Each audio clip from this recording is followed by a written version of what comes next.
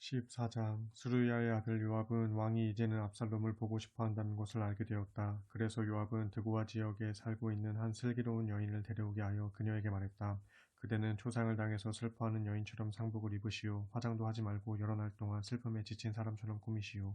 그런 다음 왕을 찾아가서 내가 시키는 대로 그대의 억울한 사정을 호소하시오. 요압은 여인이 해야 할 말들을 여차저차 가르쳐 주었다. 드고아의 여인은 다윗 왕을 찾아가서 땅에 엎드려 절을 한 다음에 말했다. 왕이시여 부디 이 불쌍한 여인의 한을 풀어주세요. 왕이 물었다. 무슨 일로 그토록 괴로워하시오? 여인이 말했다. 저는 남편이 죽어서 과부가 된 몸입니다. 저에게는 아들이 둘 있었습니다. 두 아들이 들에 나가서 서로 다퉜는데 거기에는 싸움을 뜯어 말려줄 사람이 아무도 없었습니다. 그래서 한 아이가 다른 아이를 그만 죽이고 말았습니다. 그런데 이제는 친척들이 들고 일어나서 자기 형제를 죽인 놈을 내놓으라고 이 여종을 윽박지르고 있습니다. 자기 형제를 죽인 대가로 제게 하나밖에 남지 않은 그 아들마저 죽이겠다는 것입니다. 그렇게 되면 제게는 상속자가 아무도 없게 됩니다. 그들은 이 여종에게서 마지막 남은 희망의 불꽃마저 거두려고 합니다.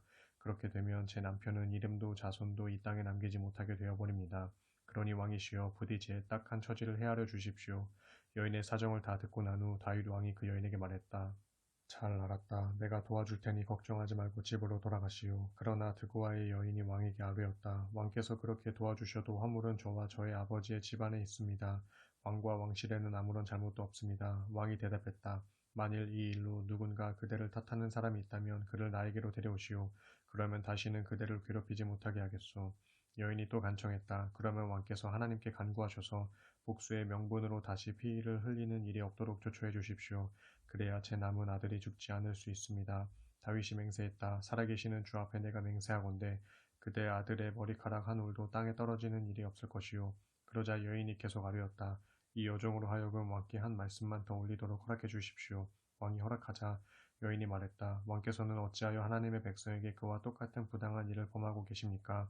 왕께서는 도망친 아들을 돌아오지 못하게 하심으로써 그와 똑같은 죄를 저지르고 있는 것이 아니겠습니까?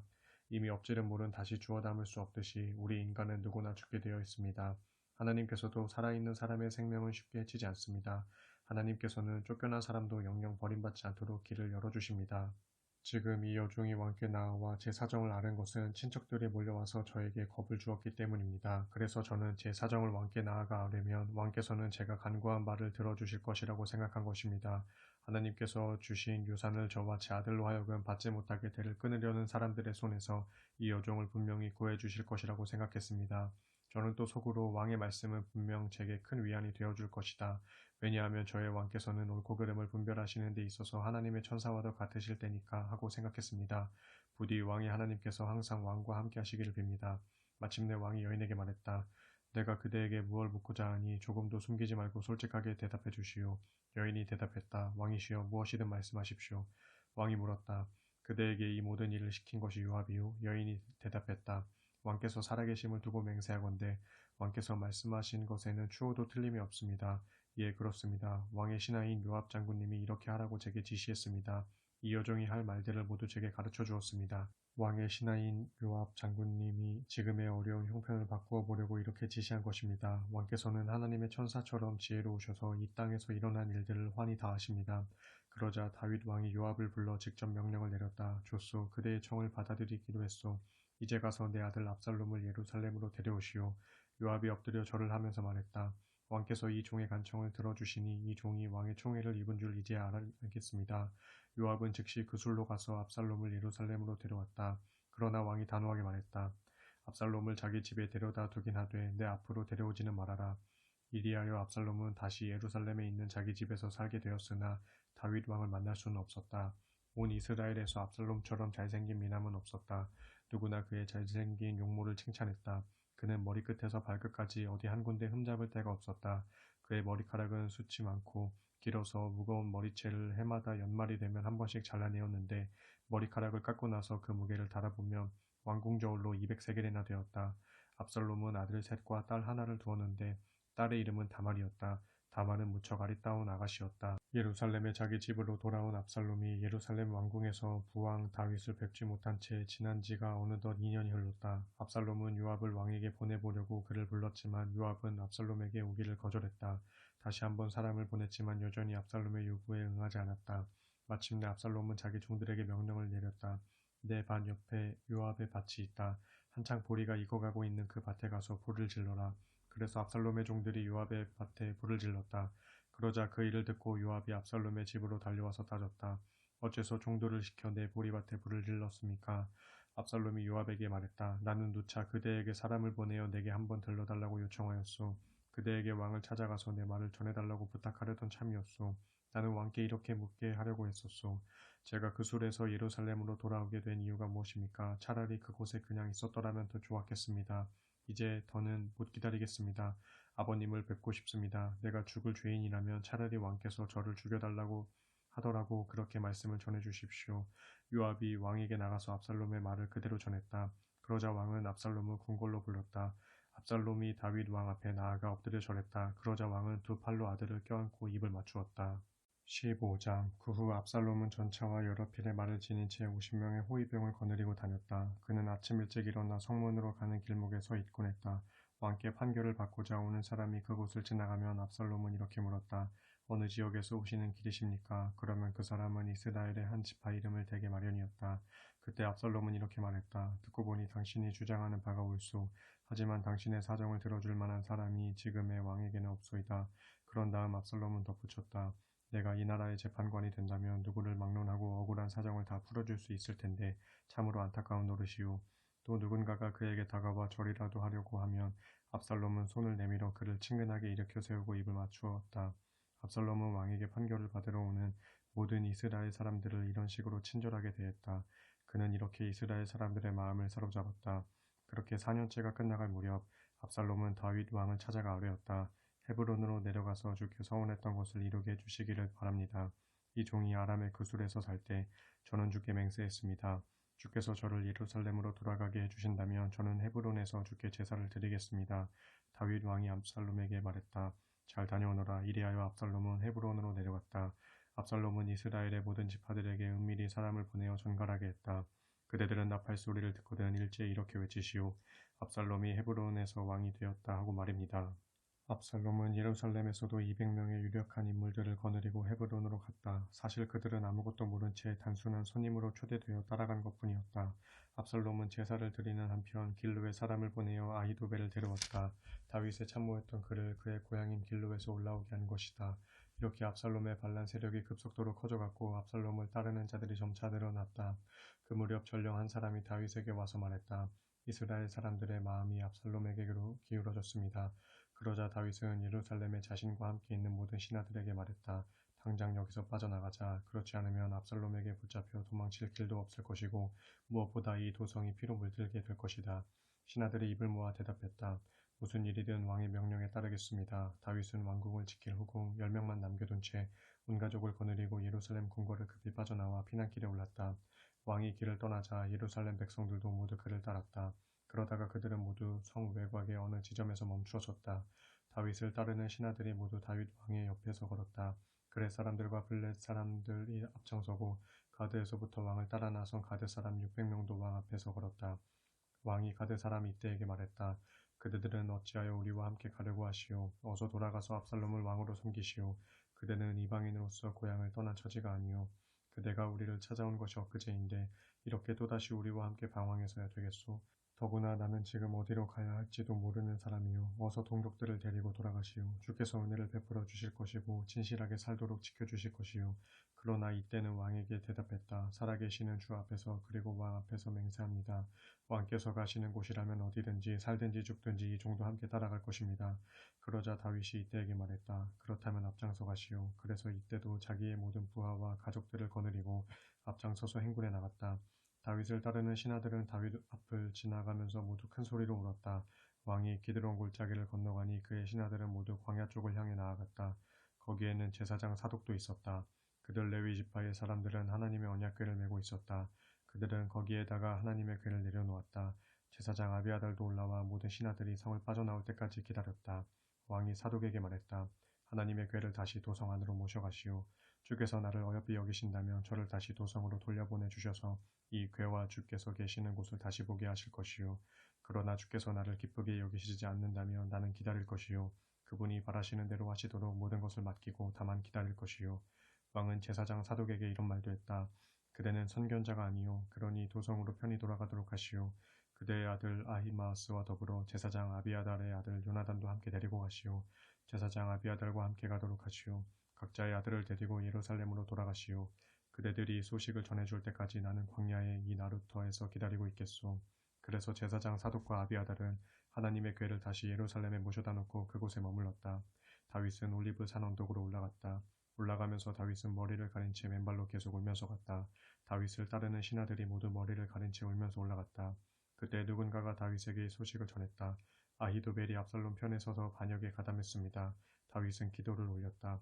주여, 이제부터는 아히도벨의 모략을 어리석은 것이 되게 해주소서. 다윗이 하나님을 경배하는 장소인 산꼭대기에 이르자 다윗의 친구인 아렉 사람 후세가 옷을 찢고 머리 위에 흙을 뒤집어 쓴 채 다윗을 맞이했다.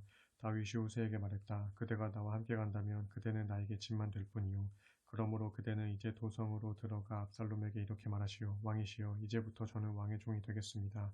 전에는 부왕 다윗을 섬기던 참모였으나 이제부터는 왕을 섬기겠습니다. 그런 다음 아이도벨의 계획을 꺾음으로써 나를 돕도록 하시오.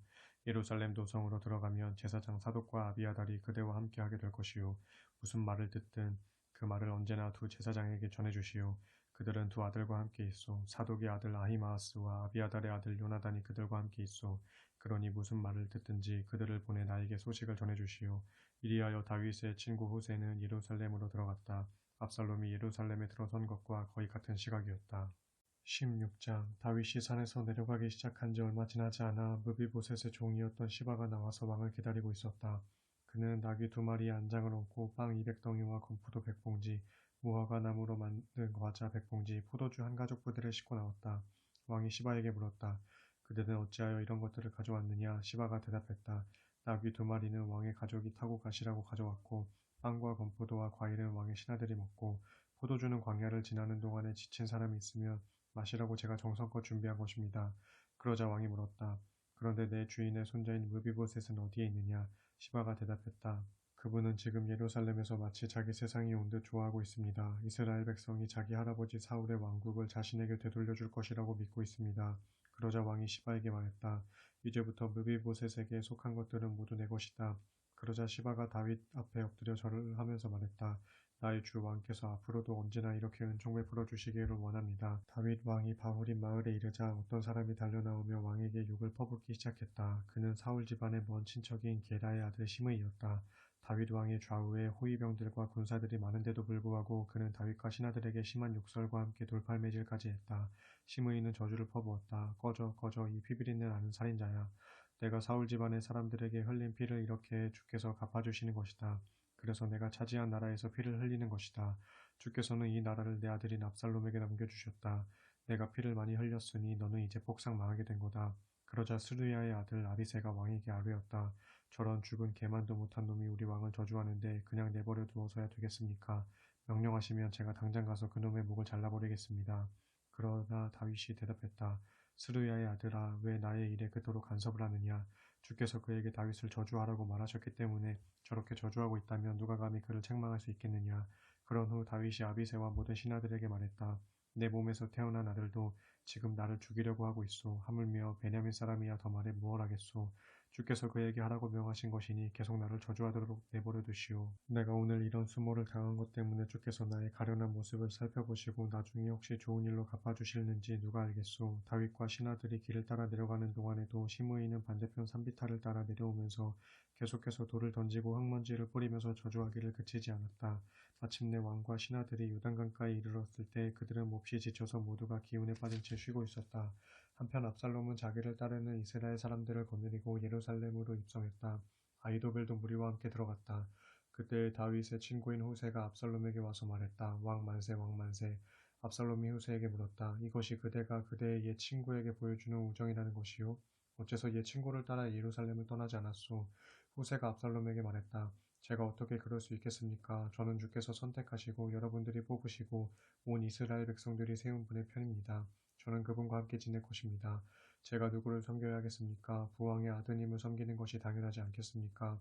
저는 부왕을 섬기던 마음으로 이제는 왕을 섬기겠습니다. 압살롬이 아히도벨에게 말했다. 그대의 고견을 말해주시오. 이제 우리가 무슨 일부터 해야 하겠소? 아히도벨이 대답했다. 먼저 부왕 다윗이 이 왕국을 지키도록 남겨둔 후궁들과 잠자리를 함께 하십시오. 왕께서 부왕의 노여움을 살만한 일을 한 것을 온 이스라엘 백성이 다 알게 되면 왕을 따르는 세력이 더욱 강화될 것입니다. 그리하여 압살롬의 잠자리를 위한 장막이 궁궐 옥상에 세워졌고 거기에서 압살롬은 온 백성이 보는 앞에서 부왕 다윗의 후궁들을 데리고 들어가 동침을 했다. 당시의 사람들은 아히도벨이 베푸는 계획들은 모두 하나님께서 주신 말씀과 같이 여겼다. 다윗도 그러했는데 이제는 압살롬도 아히도벨의 계획이라면 철석같이 믿었다. 17장 아히도벨이 압살롬에게 말했다. 제가 1만 2천 명의 용사를 뽑아서 오늘 밤 즉시 다윗을 쫓아가겠습니다. 그가 지쳐있을 때 갑자기 공격하겠습니다. 그러면 다윗은 겁에 질려 부하들과 함께 도망칠 것입니다. 그때 제가 다윗만 잡아 죽이면 모든 게 끝납니다. 다른 사람들은 모두 왕의 편으로 끌어들이겠습니다. 한 사람만 죽이면 다른 사람은 모두 왕께 순순히 돌아올 것입니다. 다윗만 제거되면 온 나라가 평안해질 것입니다. 아히도벨이 내놓은 이 제안은 압살롬뿐만 아니라 이스라엘의 장로들에게도 좋게 여겨졌다. 그러나 압살롬이 말했다. 아렉 사람 후세도 불러다가 그의 의견도 한번 들어보도록 합시다. 후세가 들어오자 압살롬이 물었다. 아히도벨이 방금 한 가지 제안을 했는데 그대의 생각은 어떻소? 우리가 아히도벨의 제안에 따르는 것이 좋겠소? 아니면 다른 더 좋은 의견이 있으면 한번 말해보시오. 후세가 대답했다. 제 생각으론 아히도벨의 제안은 이번만큼은 좋지 않습니다. 왕의 부친과 그를 따르는 사람들이 어떤 자들인지는 왕께서 더 잘 아실 것입니다. 그 사람들은 모두 용사들로서 마치 새끼를 빼앗긴 야생곰처럼 무섭게 화가 나 있습니다.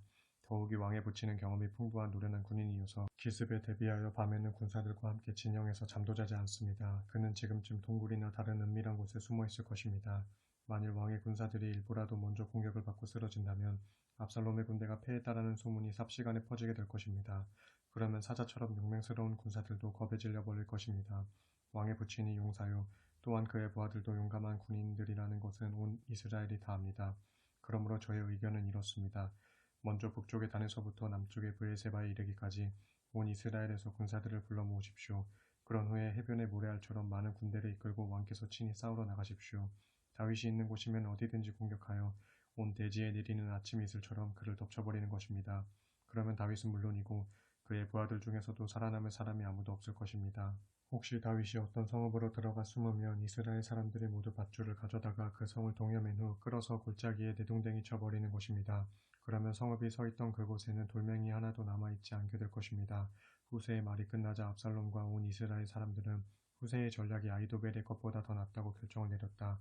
일이 이렇게 된 것은 주께서 압살롬에게 재앙을 내리시기 위해 아히도벨의 훌륭한 전략을 좌절시키셨기 때문이다. 후세는 곧장 소식을 전해주었다. 제사장 사독과 아비아달에게 아히도벨이 압살롬과 이스라엘의 장로들에게 제안한 내용을 설명한 후 자신은 이런저런 내용의 제안을 했노라고 말해주었다.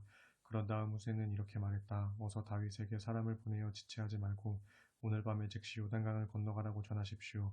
그렇지 않으면 왕과 부하들이 모두 죽고 말 것이요. 한편 그때 요나단과 아히마아스는 예루살렘 성 바깥에 에느로겔에 대기하고 있었는데 그들에게는 성의 안팎을 오가면서 소식을 전해주는 하녀가 있었다. 그들이 성을 드나들다가 행여 사람들의 눈에 띄게 되면 위험하기 때문이었다. 하녀가 정보를 전해주면 그들은 그 소식을 다윗 왕에게 즉각 전달했다. 그런데 한 젊은이가 두 사람을 수상하게 여기고 압살롬에게 밀고했다. 두 사람은 그 사실을 눈치채고 그곳을 떠나 바후림 마을로 가서 어느 민가에 숨어들었다. 때마침 그 집 마당에 우물이 있어서 그들은 우물 속으로 기어 내려가 숨었다. 그리고 그 집 여인은 우물 위에 뚜껑을 덮고 그 위에 찌은 보리를 널어놓았다. 그러니 누가 보아도 수상한 구석을 발견할 수 없었다. 압살롬의 부하들이 그 집으로 들어와서 여인에게 물었다. 아히마아스와 요나단이 어디 있느냐? 여인이 그들에게 대답했다. 두 사람은 방금 시내를 건넜습니다. 그들은 즉시 시내 쪽으로 뒤쫓아갔다. 하지만 아무도 찾지 못하자 그냥 예루살렘으로 돌아갔다. 압살롬의 부하들이 사라지자 두 사람은 우물에서 나와서 다윗에게 달려가 소식을 전했다. 지금 즉시 요단강을 건너야 합니다. 아히도벨이 오늘 밤 안으로 기습해야 된다고 압살롬에게 조언했습니다. 다윗은 즉시 일어나 부하들과 함께 강을 건넜다. 그래서 날이 셀 무렵에는 한 사람도 빠짐없이 다 요단강을 건너서 이쪽 편에는 아무도 남아있지 않게 되었다. 아히도벨은 자기의 계략이 채택되지 않자 나귀의 안장을 얹어 타고 고향으로 돌아갔다. 그런 후 집안일을 정리하고 스스로 목을 메어 죽었다. 그는 죽어서 자기 아버지의 무덤에 묻혔다. 이후 압살롬이 이스라엘에 온 군대를 거느리고 요단강을 건넜을 때 다윗은 이미 마하나임에 도달해 있었다. 압살롬은 이드라의 아들 아마사를 온 이스라엘 군대의 총사령관으로 세웠다. 이드라는 나하스의 딸 아비갈과 결혼하여 아마사를 낳았는데 아비갈은 요압의 어머니인 스루야의 여동생이었다. 압살롬은 이스라엘 온 군사들을 거느리고 길르앗 지역에 진을 쳤다. 다윗이 마하나임에 도착하자 암몬 사람들의 도성 라빠에서는 나하스의 아들 소비가 찾아왔고 로데발에서는 암미엘의 아들 마길이 찾아왔다. 또 로글림에서는 길르앗 사람 바르실레가 찾아왔다. 그들은 담요와 접시와 냄비를 비롯하여 밀과 보리, 밀가루와 볶은 곡식, 콩과 팥, 꿀과 버터, 양고기와 치즈 등을 대량으로 가지고 왔다. 피난길에 오른 다윗과 그의 부하들이 광야에서 굶주리고 목마르며 지쳐 있을 것이라고 생각했기 때문이다. 18장 다윗은 자기를 따라온 군사들을 점검하면서 천부장들과 백부장들을 임명했다. 다윗은 자신의 부대를 크게 셋으로 나눈 후 첫째 부대는 요압에게, 둘째 부대는 수르야의 아들이요 요압의 아우인 아비새에게, 셋째 부대는 가드 사람 이때에게 각각 맡겼다. 그런 다음에 부대를 향해 다윗이 말했다. 이번 싸움에는 내가 몸소 여러분들과 함께 출전하겠소. 그러자 모든 사람들이 외쳤다. 안 됩니다. 그러시면 절대 안 됩니다. 저희들이 싸움에 져서 도망친다고 해도 적들은 그것을 대단하게 여기지 않을 것입니다. 그러나 왕께서는 저희들 1만 명보다도 훨씬 더 소중합니다. 그러므로 왕께서는 성 안에 계시면서 저희를 지원하시는 것이 훨씬 낫습니다. 그러자 다윗이 대답했다. 전 그러하다면 여러분들의 뜻에 따르도록 하겠소. 그러면서 다윗이 성문 곁에 서자 모든 군사들이 100명 혹은 1000명 단위로 행군에 나갔다. 그때 다윗은 군대를 지휘하는 요압과 아비새와 이때에게 특별히 명령했다. 그대들은 나를 보아서라도 어린 압살롬을 너그럽게 대해주시오. 이처럼 왕이 압살롬에 대해 지휘관들에게 특별히 당부하는 말을 다윗의 군사들이 모두 들었다. 다윗의 군대가 마침내 이스라엘 군대를 향해 나아가니 에브라임 숲에서 치열한 전투가 시작되었다. 거기에서 다윗의 군사들이 이스라엘 군사들을 크게 무찔렀다. 그날의 이스라엘 군사들 중 전사자가 2만 명에 이르렀다. 싸움이 숲속 전체로 번져나가면서 칼에 찔려서 죽은 자들보다 숲속에서 늪과 구렁 등에 빠져 목숨을 잃은 자들이 더 많았다. 그때 압살롬이 다윗의 부하들과 마주치게 되었다. 압살롬은 노새를 타고 달려가고 있었는데 그의 노새가 상수리 나무 아래를 지날 때 나뭇가지에 압살롬의 긴 머리채가 휘감기고 말았다. 그래서 압살롬은 나뭇가지에 매달려 있었고 노새는 혼자서 계속 달려나갔다. 다윗의 군사들 중 한 명이 즉시 군사령관 요압에게 보고했다. 압살롬이 지금 상수리 나무에 매달려 있습니다. 그러자 요압이 그 군인에게 외쳤다. 뭐라고? 내가 압살롬을 보았다고? 그러면 왜 그를 즉시 쳐 죽이지 않았느냐? 그랬더라면 내가 너에게 은 10세겔과 용사의 띠를 주었을 것이다. 그 군인이 말했다. 은 1000세겔을 달아서 제 손에 쥐어주신다고 해도 저는 감히 왕의 아들에게 손을 댈 수 없었을 것입니다. 우리 모두가 똑똑히 듣는 가운데 왕께서는 장군님과 아비새와 이때에게 나를 봐서라도 어린 압살롬을 살려달라 하고 특별히 부탁하지 않으셨습니까? 만일 제가 압살롬을 죽이는 일을 저질렀다면 왕 앞에서는 어떤 일도 숨길 수가 없으니 분명 제 목숨이 위태로워졌을 것이고 그러면 장군님께서도 저를 모르는 채 하셨을 것입니다. 요압이 말했다. 너하고 이렇게 꾸물거릴 시간이 없다. 그러면서 요압은 단창 새 자루를 손에 들고 달려나가서 아직도 상수리 나무에 매달려 있는 압살롬의 심장에 꽂았다. 그러자 요압의 무기를 들고 다니던 젊은 군사 10명이 곧장 뒤따라와 압살롬을 둘러싼 채 그를 쳐서 죽였다. 그런 다음 요압이 나팔을 불어 전투를 그치라는 신호를 보내자 이스라엘 군사들을 뒤쫓던 다윗의 군대는 모든 추격을 멈추었다. 요압의 군사들은 압살롬의 시체를 들어다가 숲속의 큰 구덩이에 던져놓고 그 위로 커다란 돌무더기를 쌓았다. 압살롬은 생전에 왕의 골짜기에 자기 기념비를 미리 세워두었다. 자기 이름을 기억해 줄 아들이 아무도 없음을 탄식하다가 스스로 기념비를 세운 것이다.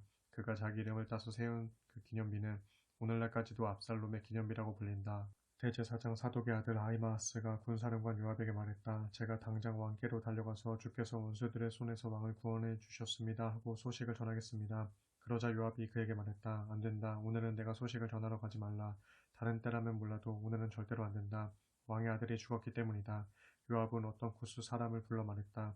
내가 가도록 하라. 가서 다윗 왕께 내가 본 대로 말씀을 드려라. 그 구스 사람은 요압에게 엎드려 절을 하고 즉시 달려갔다. 그러자 사독의 아들 아히마아스가 요압에게 말했다. 무슨 일을 당해도 좋으니 저 구스 사람을 뒤따라가게 허락해 주십시오. 그러나 요압은 여전히 그를 말렸다. 아히마아스야, 왜 그렇게 나서고 싶어 하느냐? 이번 일은 아무리 잘 전한다 해도 어떤 보상도 돌아올 것이 없다. 그래도 아히마아스가 말했다. 무슨 일을 당해도 좋으니 저를 보내주십시오. 요압이 하는 수 없이 허락하자 아히마아스는 요단 골짜기를 지나는 길로 힘껏 달려서 구스 사람을 앞질러 갔다. 한편 그때의 다윗은 바깥 성문과 안 성문 사이에 앉아 있었고 파수꾼은 성문의 지붕 위에 설치한 전망대에서 먼 곳까지 내려다보고 있었다. 그때 파수꾼은 어떤 사람이 혼자서 급히 달려오고 있는 것을 보았다. 파수꾼이 왕에게 큰 소리로 그 사실을 보고했다. 왕이 말했다. 혼자서 달려오고 있다면 틀림없이 좋은 소식을 가져오고 있을 것이다. 그 사람은 점점 더 성문을 향해 가까이 다가오고 있었다. 그런데 파수꾼은 멀리서 또 한 사람이 달려오고 있는 것을 보고는 문지기에게 큰 소리로 말했다. 또 한 사람이 달려온다. 그러자 왕이 말했다. 그 자도 좋은 소식을 가져오는 것이 분명하다. 파수꾼이 말했다. 앞서 달려오는 자는 대제사장 사독의 아들 아히마아스인 것 같습니다. 왕이 대답했다. 그는 좋은 사람이니 분명 좋은 소식을 가져올 것이다. 마침내 아히마아스가 왕에게 외쳤다. 모든 일이 잘 되었습니다. 그는 왕 앞으로 달려와 엎드려 절을 올린 다음 말했다. 왕의 하나님 주께 찬양을 드립니다. 하나님께서는 왕을 반역한 자들을 왕의 손에 넘겨주셨습니다. 왕이 그에게 물었다. 어린 압살롬은 어떻게 되었느냐? 그는 다치지 않았느냐? 아히마아스가 대답했다. 요압 장군이 이 종을 보낼 때 큰 소동이 일어난 것을 보았습니다. 그러나 무슨 일인지는 알 수 없었습니다. 그러자 왕이 말했다. 그대는 물러나 내 곁에 서서 기다리고 있어라.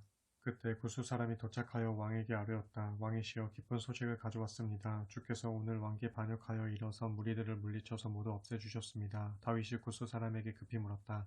어린 압살롬은 어떻게 되었느냐? 구스 사람이 대답했다. 왕께 대항하여 일어서는 모든 원수들은 압살롬과 똑같은 일을 당해야 마땅할 것입니다. 그 말을 듣고 다윗 왕은 마음이 찢어지는 것 같은 큰 충격을 받았다. 그는 성문 위에 다락방으로 올라가 큰 소리로 울부짖었다. 아, 내 아들 압살롬아, 내 아들 압살롬아, 너 대신에 차라리 내가 죽었더라면 좋았을 것을. 압살롬아, 내 아들아. 19장. 누군가가 요압에게 소식을 전했다. 압살롬이 죽은 일로 지금 왕께서 크게 통곡하고 계십니다. 왕이 자기 아들을 잃고 크게 슬퍼한다는 소식이 모든 군사들에게 알려지자 승리의 기쁨은 일순간 사라지고 어느새 비통한 분위기로 바뀌어버렸다. 다윗의 군사들은 마치 싸움터에서 도망치는 사람들처럼 부끄러운 기색이 되어 슬그머니 성 안으로 들어갔다. 다윗 왕은 얼굴을 감싸준 채 계속 울부짖었다. 아, 내 아들 압살롬아, 내 아들 압살롬아. 마침내 군사령관 요압이 왕을 찾아가서 말했다. 오늘 저희는 목숨을 걸고 힘껏 싸워 왕과 왕의 아들, 딸들과 왕비와 후궁들의 목숨을 구해드렸습니다. 그런데도 왕께서는 모든 사람들을 오히려 부끄럽게 만들어버리셨습니다. 왕께서는 왕을 사랑하는 사람들보다 왕을 미워하는 무리들을 더 사랑하십니다. 왕께서는 저희 신하들이나 군사들은 왕께 아무것도 아니라는 사실을 오늘 잘 보여주셨습니다. 그렇다면 압살롬이 아직도 살아있고 저희들이 모두 죽었더라면 왕께서 더 기뻐하셨겠습니다.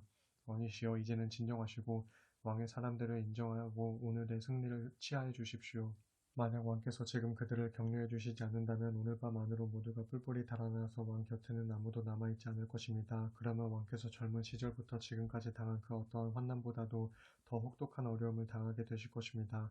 그러자 다윗 왕은 정신을 차리고 자리에서 일어나 성문에 나와 앉았다. 왕께서 성문에 나와 앉아 계신다는 소식이 사람들에게 전해지자 모두가 왕 앞으로 나왔다. 그 사이에 이스라엘 군사들은 저마다 자기 집으로 도망쳐 들어갔다. 이스라엘 지파들 사이에는 의견이 분분했다. 적들의 손에서 우리를 구해준 것은 다윗 왕이시다. 우리를 블레셋 사람들에게서 건져준 것도 다윗 왕이시다. 하지만 압살롬 때문에 그분께서 이 나라에서 떠나갔던 것이다. 그러나 우리가 왕으로 세운 압살롬은 싸움터에서 이미 죽었다. 이런 판국에 우리가 다윗 왕을 다시 모셔오지 않을 이유가 무엇이냐? 온 이스라엘 사람들이 하는 말이 다윗 왕에게 전달되었다. 그러자 다윗 왕은 제사장인 사독과 아비아달에게 사람을 보내어 전하게 했다.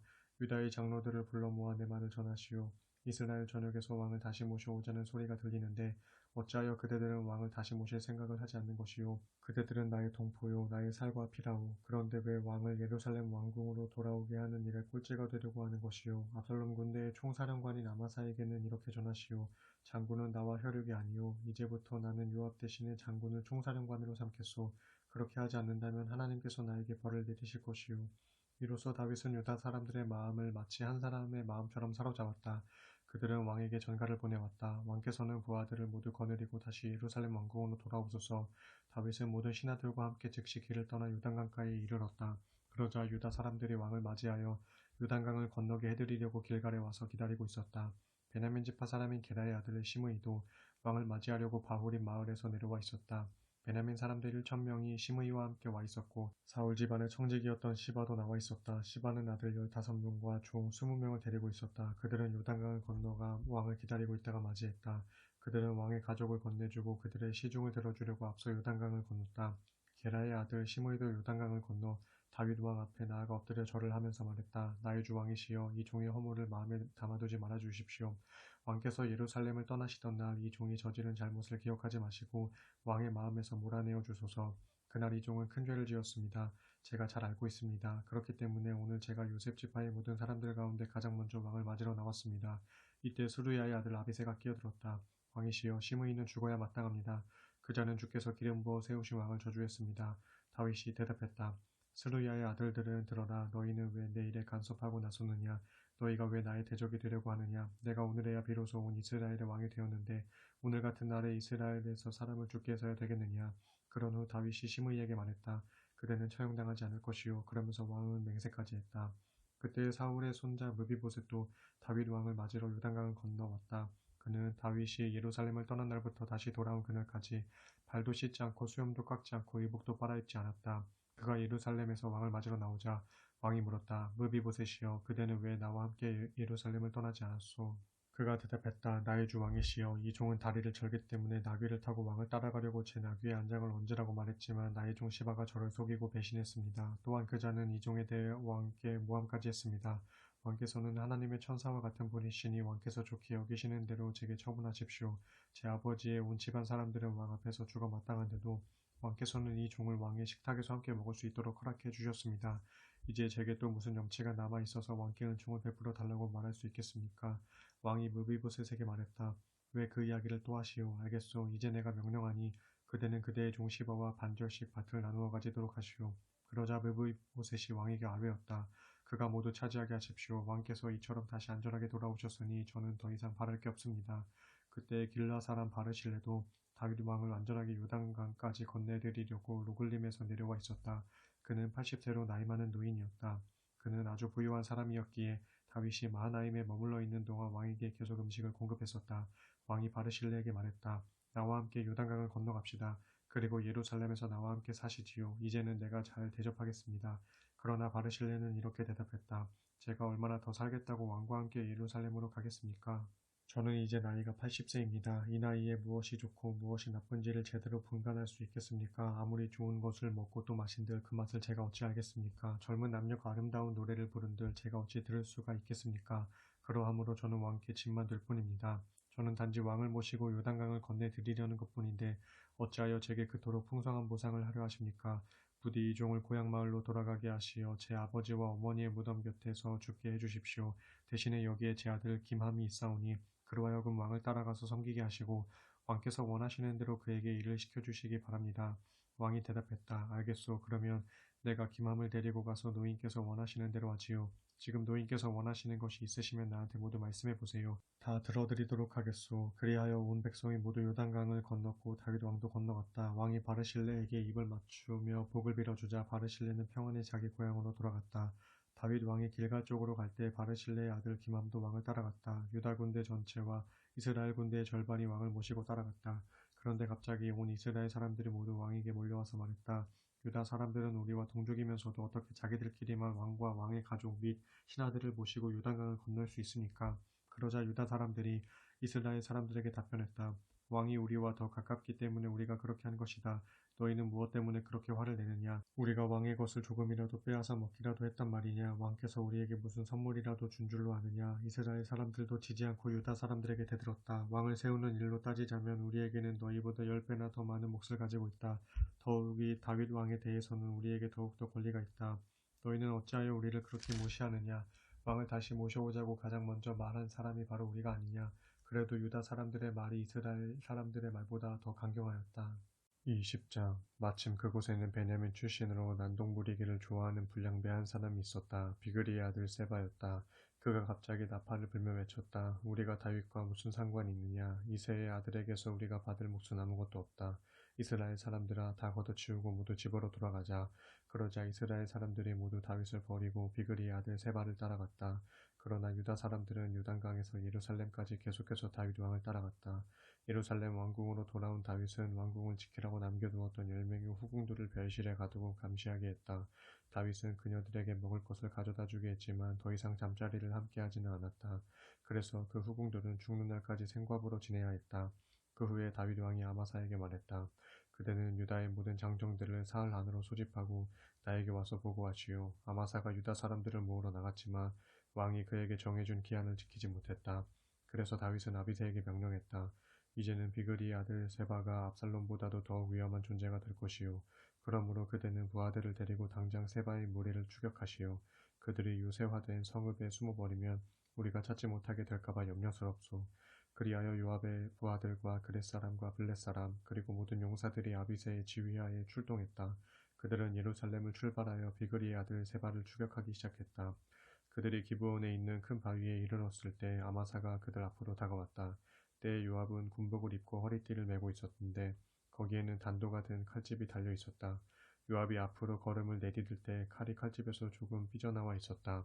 요압은 아마사에게 친근하게 말했다. 형님 평안하시오. 그러면서 요압은 오른손으로 그의 턱수염을 붙잡고 입을 맞추었다. 그와 동시에 요압은 왼손으로 칼을 빼어 잡았지만 아마사는 전혀 눈치채지 못했다. 요압이 단도로 아마사의 배를 깊이 찌르자 창자가 땅바닥에 쏟아졌다.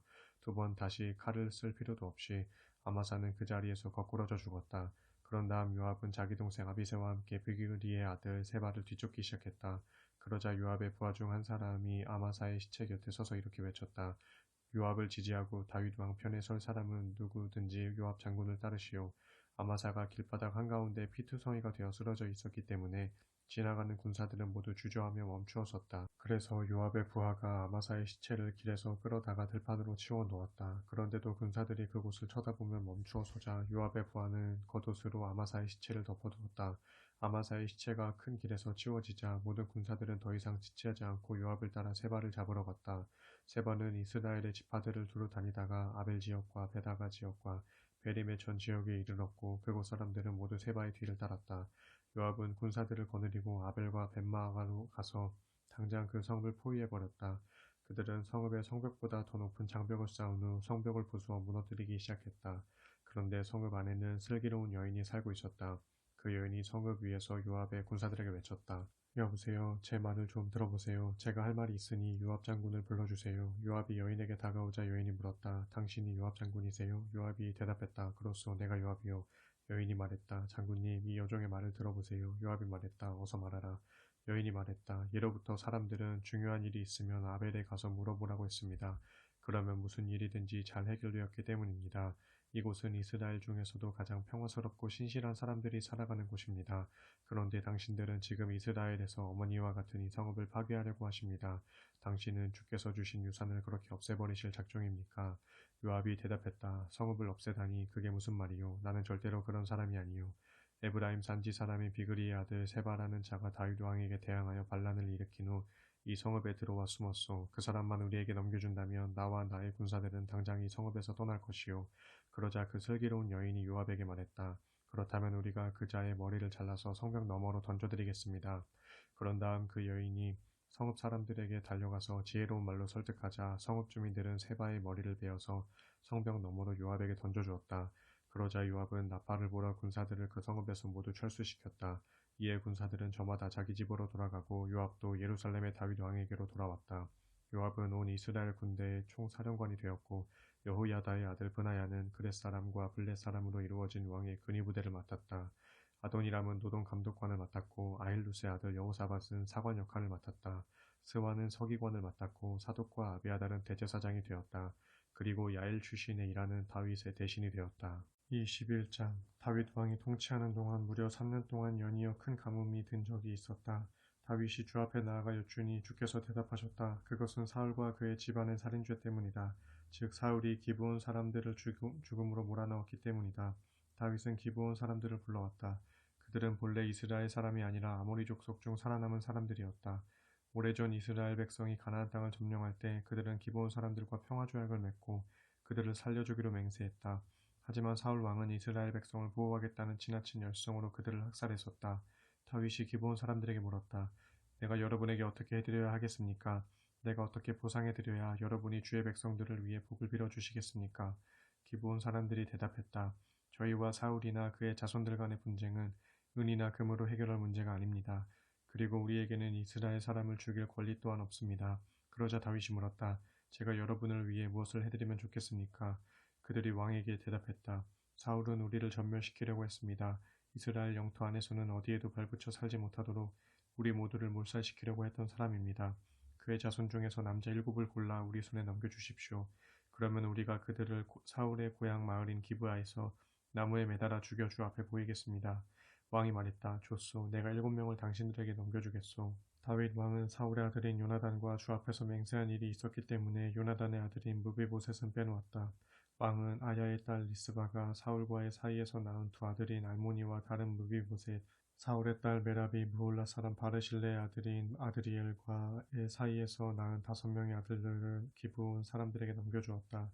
사울의 자손 7명을 넘겨받은 기브온 사람들은 그들을 죽인 다음 주 앞에 언덕 위에 매달아 놓았다. 때는 보리를 거두기 시작할 무렵이었다. 그때 아야의 딸 리스바는 두 아들이 처형된 곳으로 가서 그들의 시체들 곁에 굵은 베옷을 펼쳐놓고 그 위에 앉아 있었다. 주수가 시작될 무렵부터 시체들 위로 소나기가 퍼부을 때까지 리스바는 그곳에 앉아 낮에는 독수리들이 시체들 위에 앉지 못하게 하고 밤에는 들짐승들이 달려들지 못하게 했다. 다윗은 아야의 딸이자 사울의 첩이었던 리스바가 행한 일을 전해 듣고 길르앗 야베스로 가서 사울과 그의 아들 요나단의 뼈를 거두어 왔다.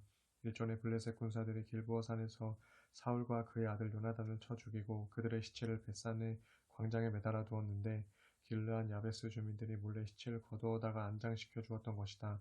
다윗은 사울과 그의 아들 요나단의 뼈를 가지고 오면서 기브온 사람들이 나무에 매달아 죽인 다른 사울 자손들의 뼈도 수습해 왔다. 그리고는 사울과 요나단의 뼈를 베냐민 지파의 땅 셀라에 있는 사울의 아버지 기스의 무덤에 함께 묻었다. 이 모든 일이 이루어지자 하나님께서는 자기 백성의 기도를 들어주셔서 그 땅에 비를 내려 더 이상 가뭄이 들지 않게 하셨다. 블레셋과 이스라엘 사이에 또다시 전쟁이 일어났다. 다윗은 부하들을 거느리고 블레셋과 싸우다가 지치게 되었다. 거인 족속의 후예인 이스비브노비 무게가 300세겔이나 나가는 청동으로 된 창을 들고 허리에는 세 칼을 차고 다윗을 죽이려고 덤벼들었다. 하지만 그때 스루야의 아들 아비새가 다윗을 구하러 왔다. 아비새는 그 블레셋 사람을 쳐 죽이고 다윗을 위기에서 건져냈다. 그러자 다윗의 부하들이 다윗 왕에게 당부했다. 왕이시여, 다시는 저희와 함께 싸움터에 나가지 마소서. 왕은 이스라엘의 등불이니 부디 그 등불을 꺼뜨리지 마소서. 그 후에 곱에서 블레셋 사람과 또다시 전쟁이 일어났다. 이때는 후사 사람 십부게가 거인 족속의 자손인 삽을 쳐 죽였다. 곱에서 또다시 블레셋 사람과 전쟁이 나자 이번에는 베들레헴 사람으로 야레오르김의 아들인 엘하난이 가드 사람 골리앗의 아우 라흐미를 쳐 죽였다. 이 거인은 배틀의 용두머리만큼 굵은 창자루를 들고 있었다. 가드에서 블레셋 사람과 또다시 전쟁이 났을 때 그때에도 엄청난 거인이 나타났다. 그의 손가락과 발가락은 다 6개씩이므로 모두 24개였다. 그도 거인 족속의 후예였다. 그자가 이스라엘 군대를 조롱하자 다윗의 형인 삼마의 아들 요나단이 그를 쳐 죽였다. 이상의 네 거인은 모두 가드에서 태어난 거인 족속의 후예로 모두 다윗과 그의 부하들의 손에 죽임을 당했다. 22장 주께서 다윗을 사울 왕의 손에서 그리고 모든 원수들의 손에서 건져주셨을 때 다윗은 이런 노래를 지어 주께 바쳤다. 주는 나의 반석, 나의 요새, 나의 구원자이십니다. 나의 하나님께서는 나의 반석이시니 나의 안전한 피난처, 나의 방패, 내 구원의 뿔입니다. 주께서는 나의 요새, 나의 도피처, 나의 구원자이시니 포악한 자들에게서 언제나 저를 구해주셨습니다. 내가 주께 부르짖을 때마다 주께서는 항상 원수들에게서 저를 구하셨으니 내가 주님을 찬양합니다. 죽음의 물결이 넘실대면서 나를 위협하고 파멸의 거센 파도가 저를 덮쳤나이다. 무덤의 줄이 나를 동여매고 죽음의 올가미가 내 눈앞에 있나이다. 고통 속에서 나는 주께 부르짖었고 나의 하나님께 매달렸습니다. 그럴 때마다 주께서는 내 목소리를 주의 성전 안에서 알아들으셨고 나의 부르짖음의 목소리가 주의 귓가에 다다랐습니다. 주께서 크게 분노하시니 땅이 흔들리고 하늘의 토대가 뒤흔들렸습니다. 주의 코에서는 검은 연기가 뿜어져 나오고 주의 입에서는 휘황찬란한 불꽃이 솟구쳐 나오며 이글거리는 숯불이 화염을 토해냈습니다. 주께서 하늘을 가르고 내려오실 때 검은 구름이 주님의 발 아래에 깔려 있었습니다. 주께서는 구름을 타고 날아가시고 바람의 날개를 타고 다니십니다. 주께서는 어둠을 둘러쳐서 성막을 짓고 검은 구름 휘장으로 주의 성소를 만드셨습니다. 주께로부터 뿜어져 나오는 광채는 이글거리는 숯불과도 같습니다. 주께서는 하늘에서 천둥을 치셨고 지극히 높으신 자의 음성으로 하늘과 땅을 진동시키셨습니다. 주께서 화살을 퍼부어 나의 원수들을 쫓아내시고 번개를 던지셔서 원수들을 혼란에 빠뜨리셨습니다. 주께서 꾸짖으실 때에는 바다도 그 밑바닥을 드러내고 땅도 그 밑바탕을 드러냈습니다. 주께서는 하늘에서 손을 내밀어 나를 붙잡아 주시고 물결 속에서 나를 건져 주셨습니다. 주께서는 강력한 원수들에게서도 나를 살려내셨고 나보다 힘이 센 대적들에게서도 나를 건져내셨습니다. 내가 재앙을 당하던 그날에 원수들이 나에게 대적했지만 주께서는 나를 지원해 주셨습니다. 주께서는 내 사방에서 나의 원수들을 몰아내시고 나를 기뻐하셔서 나를 구해 주셨습니다. 주께서는 나의 의로움에 따라 내게 상을 베푸시고 내 손이 정결하다고 하여 나에게 보상을 해 주셨습니다. 나는 언제나 주께서 가르쳐 주시는 길을 따랐습니다. 하나님께 등을 돌리고 나쁜 짓을 행한 적이 없습니다. 모든 주의 법도가 내 앞에 있어 나는 언제나 주께서 정하신 규정을 어긴 적이 없습니다. 나는 언제나 주 앞에서 흠없이 살면서 죄를 짓지 않았습니다. 그리하여 주께서는 나의 의로움에 따라 내게 상을 베풀어 주셨고 주께서 보시기에 내가 깨끗하다고 하여 나에게 보상을 해주셨습니다. 주를 사랑하는 사람에게는 주께서도 사랑을 베풀어 주시고 흠없는 사람에게는 주께서도 흠없는 모습을 보여주십니다. 순결한 사람에게는 주께서도 주의 순결하심을 보여주시고 간교한 사람에게는 주께서도 주의 빈틈없음을 보여주십니다. 주께서는 불쌍한 사람은 구해주시고 교만한 사람은 높은 곳에서 끌어내리십니다. 주는 나의 등불이십니다. 주께서는 내가 캄캄한 곳에 있어도 사방을 환하게 밝혀주셨습니다. 주께서 도우시니 나는 적들을 능히 물리칠 수 있고 주께서 나와 함께 계시니 아무리 높은 성벽이라도 내가 능히 뛰어넘을 수 있습니다. 하나님께서 하시는 일은 어느 것이든 완전합니다. 주의 말씀은 거짓됨이 조금도 없습니다. 주는 안전한 피난처이시니 주께서는 주께로 피하여 나오는 자에게 누구든지 든든한 방패가 되어 주십니다. 주 외에 다른 신은 없습니다. 우리 하나님 외에 어느 신이 우리의 반석이 될 수 있겠습니까? 주께서는 나에게 강한 힘을 주시고 나의 앞길을 온전하게 만들어 주십니다. 주께서는 나의 두 발을 암사슴의 발처럼 빨리 달리게 만드시고 가파른 곳에서도 넘어지지 않게 올바로 세워주십니다. 주께서는 나의 두 손을 훈련시켜 싸움을 할 수 있게 하시고 나의 두 팔로 청동활을 쉬이 당기게 하십니다. 주께서는 나에게 구원의 방패를 주셨고 온유함으로 나를 키워주셨습니다. 주께서는 내가 내딛는 나의 길을 활짝 열어주셨습니다. 그래서 나로 발을 잘못 디디는 일이 없게 하셨습니다. 나는 원수들을 뒤쫓아가서 다 쓰러뜨렸고 그들을 모두 없앨 때까지 돌아서지 않았습니다.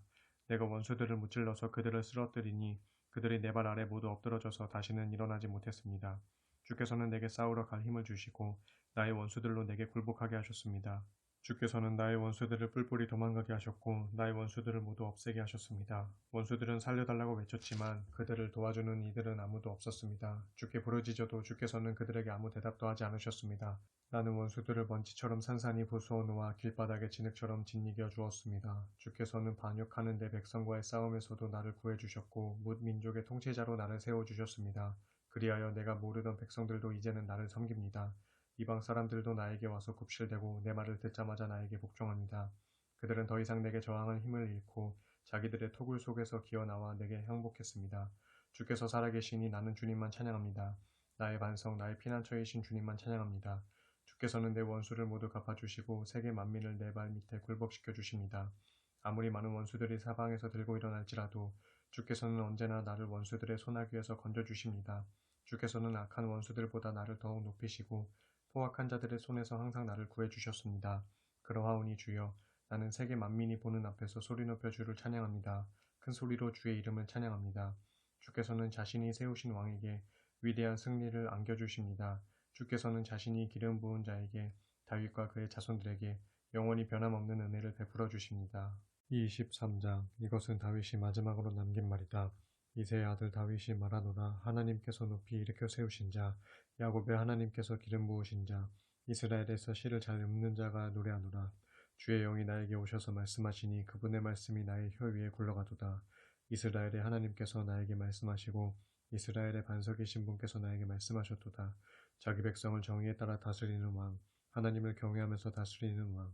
그런 왕은 구름긴 하늘에 떠오르는 아침의 살과 같고 비온 뒤에 땅에서 솟아나는 싱싱한 새싹과 같도다. 진실로 나의 왕실이 하나님께서 그와 같지 아니한가. 하나님께서 나와 더불어 영원한 언약을 맺었으니 주께서 모든 것을 예비하시고 든든하게 지켜주시는도다. 또한 하나님께서는 나의 구원을 열매 맺게 해주시고 내가 원하는 모든 것들을 들어주시는도다. 그러나 악한 자들은 손으로 쥘 수 없는 가시덤불과도 같아서 쇠갈퀴나 곡괭이 같은 것들이 있어야 다룰 수 있고 결국에는 불에 살라 태워버릴 수밖에 없도다. 다윗이 거느린 용사들은 이러하다. 첫 번째 용사는 다그문 사람 요셉바세벳이다. 그는 세 용사 중 우두머리로 창 한 자루로 800명을 한꺼번에 쳐 죽인 사람이다. 두 번째 용사는 아호와 사람인 도대의 아들 엘르아살이다. 그는 블레셋 사람이 이스라엘을 침략하자 다윗과 함께 출전하여 에베스 담밈에서 싸웠다. 이스라엘 군사들은 모두 후퇴했지만 엘르아살은 혼자 적진 가운데로 뛰어들어 팔에 쥐가 나고 칼 잡은 손이 굳어져 풀리지 않을 때까지 닥치는 대로 적군들을 쳐 죽였다. 그날 주께서 그에게 큰 승리를 안겨주셨다. 나중에 이스라엘 군사들은 싸움터로 다시 돌아왔지만 그들은 죽은 적군들을 뒤져서 전리품만을 취했을 뿐이다. 세 번째 용사는 하랄 사람인 아게의 아들 삼마다. 블레셋 군대가 이스라엘을 침략하여 녹두가 가득한 밭에 진을 치자 이스라엘 군사들은 겁을 먹고 달아나기 바빴고 싸우려 하지 않았다. 그러나 삼마는 밭 한가운데로 들어가서 블레셋 군사들을 쳐 죽였다. 그날 주께서는 산마에게 큰 승리를 안겨주셨다. 추수가 시작될 무렵 블레셋 군대가 또 이스라엘을 침략하여 르바임 골짜기에 진을 치자 30인 특공대 소속인 이들 세 용사가 아둘람 동굴로 다윗을 찾아갔다. 이때 다윗은 산성 요새에 있었고 블레셋 군대는 베들레헴에 진을 치고 있었다. 다윗은 문득 베들레헴 성문 곁에 시원한 우물물이 생각나서 말했다. 아, 누가 베들레헴으로 내려가서 성문 곁의 우물에서 나에게 물을 길어다 줄 수 있을까? 그러자 세 용사가 블레셋 진영을 뚫고 들어가 그 우물에서 물을 길어다 다윗에게 바쳤다. 그러나 다윗은 그 물을 마시지 않고 주께 제물로 부어드리며 기도했다. 주여, 제가 어찌 이 물을 마실 수 있겠나이까? 이 물은 목숨을 걸고 길어온 용사들의 피가 아닙니까? 이렇게 말하면서 다윗은 그 우물물을 마시지 않았다. 세 용사가 바로 이런 일을 한 자들이다. 또 다른 세 장수 가운데 우두머리는 요압의 아우 아비새였다. 그는 창 한 자루로 300명을 쳐 죽였다. 이로써 그는 처음에 세 용사만큼이나 유명해졌다. 아비새는 30인 특공대의 대장이었지만 처음에 세 용사에는 미치지 못했다. 갑스엘 사람인 여우야다의 아들 브나야는 많은 공적을 세웠다. 그는 모압의 사자들이라고 소문난 두 장수를 혼자서 쳐 죽였고 눈 내린 어느 날에는 구덩이에 빠진 사자를 보고 내려가서 때려잡기도 했다. 또 브나야는 이집트의 거인을 죽이기도 했다. 그는 막대기 하나만을 가지고 거인에게 달려들어 그가 쥐고 있는 창을 빼앗아 그곳으로서 그를 찔러 죽였다. 브나야는 이렇게 큰 업적을 남김으로써 처음 세 용사만큼이나 이름을 떨치게 되었다. 그는 30인 특공대 안에서도 큰 존경을 받았으나 처음에 세 용사에는 미치지 못했다. 다윗은 브나야를 자신의 경호부대 대장으로 삼았다. 그 밖에 30인 특공대에 속한 다른 장수들은 이러하다. 요압의 아우 아사엘, 베들레헴 사람으로 도도의 아들인 엘하난, 하롯 사람 사뭇, 하롯 사람 엘리가, 발기 사람 헬레스, 드고아 사람으로 이케스의 아들인 이라, 아나도 사람 아비에셀, 후사 사람으로 십부게라고도 불리는 무분네, 아호와 사람 살문, 느도바 사람 마하레, 느도바 사람으로 바하나의 아들인 헬렙, 베냐민 지파 소속의 길바 사람으로 리베의 아들인 이때, 비라돈 사람 브나야, 가하스 시네카에 사는 히때, 아르바 사람 아비알본, 바르훔 사람 아스마왑과 사알본 사람 엘리아바, 야센의 아들 요나단, 하랄 사람 삼마, 아랄 사람으로 사랄의 아들인 아이암, 마아가 사람으로 아하스베의 아들인 엘리벨렛, 길로 사람으로 아이도벨의 아들인 엘리암, 갈멜 사람 헤스레, 아랍 사람 바알레, 소바 출신으로 나단의 아들인 이갈, 갓사람 바니, 암몬 사람 셀렉, 수르야의 아들인 요압의 무기를 들고 다니는 브에로 사람 나하레, 이델 사람 이라, 이델 사람 가렙, 그리고 햇사람 우리아까지 이들을 다 합하면 37명이다. 24장 주께서 또다시 이스라엘 백성에게 진노하셨다. 그래서 이스라엘 백성을 치시려고 다윗을 자극하여 이스라엘과 유다의 인구를 조사할 마음을 품게 하셨다. 그리하여 다윗 왕은 데리고 있던 군대 총사령관 요압에게 인구조사를 시행하라고 지시했다. 그대는 지금 즉시 북쪽의 단에서부터 남쪽의 브엘세바에 이르기까지 이스라엘과 유다의 모든 지파를 두루다니며 인구를 조사하여 그 수요를 나에게 보고하도록 하시오. 그러자 요압이 왕에게 아뢰었다. 왕의 하나님께서 이 백성을 불안하게 도와주셔서 이 백성이 지금보다 100배나 더 많아지기를 바랍니다. 왕께서 살아생전에 그런 일이 이루어졌으면 좋겠습니다. 하지만 왕께서는 어찌하여 지금 그런 일을 하려고 하십니까? 그래도 다윗 왕은 요압을 비롯한 모든 군사령관들에게 무조건 자신의 명령대로 시행할 것을 강요했다. 그들은 하는 수 없이 왕의 명령대로 인구조사를 시행하게 되었다. 그들은 요단강을 건너 갓지파의 성읍 아로엘에서부터 인구조사를 시작했다. 그런 다음 야셀 성읍으로 가서 인구를 조사하고 길르앗을 거쳐 담딤후시 지역의 인구를 조사한 다음 다나이안을 지나 시돈으로 돌아서 올라갔다. 그런 다음 두로의 요새로 갔다가 휘위 사람과 가나안 사람의 모든 성읍들을 조사하고 마침내 유다의 가장 남쪽 성읍인 브엘세바에 이르렀다.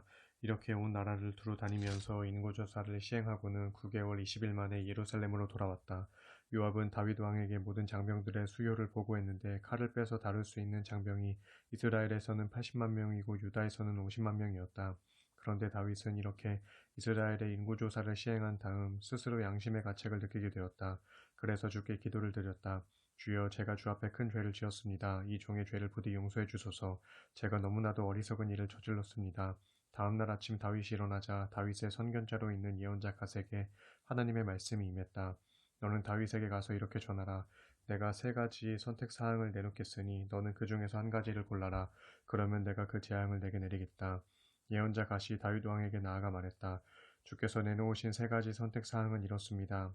내가 내 나라에 7년 동안 흉년을 내리기를 원하느냐, 아니면 내 목숨을 노리고 쫓아다니는 원수들을 피하여 3개월 동안 도망을 다니겠느냐, 그것도 아니라면 내 나라에 3일 동안 전염병이 퍼지게 하겠느냐. 왕께서는 잘 생각해 보시고 제가 주께 어떻게 답변해야 할지를 알려주십시오. 다윗이 예언자 갓에게 말했다. 정말 괴롭고 입장에 난처합니다. 하지만 주님은 자비가 많으신 분이시니 차라리 주님의 손에 벌을 받겠습니다. 원수들에게 쫓겨 다닐 수는 없는 노릇이요. 주께서는 즉시 온 이스라엘에 전염병을 보내셨다. 그러자 바로 그날 아침부터 온 나라에 전염병이 돌기 시작하여 주께서 정해놓으신 기간까지 북쪽의 단에서부터 남쪽의 브엘세바에 이르기까지 이스라엘 백성 중에서 죽은 자들이 무려 7만 명에 달했다. 천사가 예루살렘 쪽으로 손을 뻗쳐 그 도성을 멸망시키려고 하는 순간 주께서 마음을 돌이키셨다. 그리고 이스라엘 백성들을 치고 있는 천사에게 말씀하셨다. 그만, 그것으로 충분하다. 이제 손을 거두어라. 이때 주의 천사는 여부스 사람 아라우나의 타작마당에 서 있었다. 다윗은 백성들을 쳐 죽이는 천사를 보고 주께 기도를 드렸다. 주여, 죄를 지은 사람은 저입니다. 이 백성들은 양떼에 지나지 않습니다. 그들이 무슨 잘못을 저질렀단 말입니까? 치시려거든 저와 제 집안을 치소서. 바로 그날 예언자 갓이 다윗에게 와서 말했다. 여부스 사람 아라우나의 타작 마당으로 올라가셔서 주께 제단을 쌓으십시오. 다윗은 그곳으로 올라가서 주께서 갓을 통해 전해주신 명령에 순종했다. 마침 아라우나는 다윗 왕과 신하들이 자기 쪽으로 다가오고 있는 것을 보고는 달려나가 왕 앞에 엎드려 절했다. 아라우나가 아뢰었다. 어찌된 이유로 높으신 내 주 왕께서 이 종에게 오셨습니까? 다윗이 대답했다. 내가 그대의 타작마당을 사야 하겠소. 이곳에 주께 바치는 제단을 쌓아서 이 백성에게 내리는 재앙을 그치게 해야 하겠소. 아라우나가 다윗에게 아뢰었다. 왕께서 기뻐하시는 것이라면 무엇이든 다 바치겠습니다. 여기 번제물로 드릴 소도 여러 마리 있습니다. 또 땔감으로 쓸 탈곡기의 판자와 쇠 멍에도 많이 있습니다.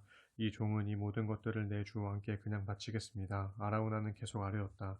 왕의 하나님께서 왕의 제물을 기쁘게 받아주시기를 빕니다. 하지만 다윗 왕은 아라우나에게 말했다. 아니요, 거저 받을 수는 없는 일이요. 거저 얻은 것으로서 나의 주 하나님께 제물을 바칠 수는 없는 노릇이요. 이리하여 다윗은 은 50세겔을 주고서 아라우나의 타작마당과 소들을 샀다. 다윗은 그곳에다 주를 위한 제단을 쌓고 번제물과 화목제물을 바쳤다. 그때 주께서 그 땅을 돌보아 달라는 다윗의 기도에 응답하셨으므로 그제야 이스라엘 땅을 휩쓸던 재앙이 그쳤다.